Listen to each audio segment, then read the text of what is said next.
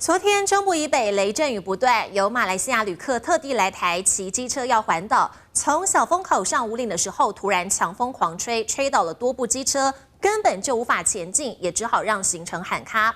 在台北，则是有一整排机车骑士看到大雨来袭，趁红灯的时候赶快穿上雨衣。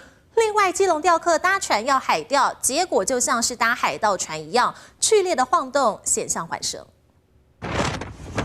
多部机车如同骨牌般被强风吹得东倒西歪，有人回头关心，有人自顾不暇，忙着扶车。民众望着眼前一片狼藉，无奈笑出声。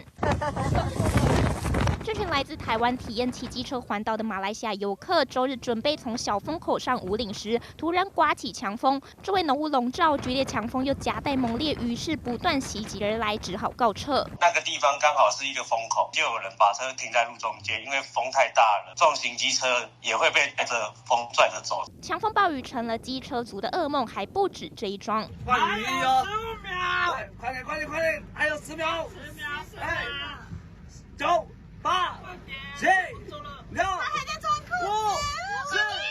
3、2、1，绿灯了！哇，他来不及换啊，只能先继续淋雨了。台北市区大雨来得猝不及防，待转区的骑士趁等红灯急穿雨衣，驾驶搞笑配音的同时，其实也在捏把冷汗。好紧张，好刺激哦！突然的滂沱大雨啊！真的好突然，10名骑士如同穿雨衣比赛抢时间，有人雨备没完妆，差点出事。行进胆战，强风豪雨也吹得海上不平静。杆子倒下去，我杆子倒下去。狂风骤雨袭击，海钓船剧烈晃动，不但物品乱飞，钓客也被吹得东倒西歪，站都站不稳。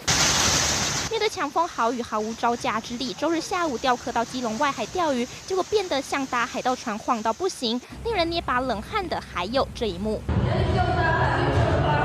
妇人紧抓窗框，寸步难行，差点被强风吹走。惊险瞬间上演在新北市淡水新市3路，风雨无情打在女子身上。咖啡厅员工见状，赶紧开铁门让妇人避难。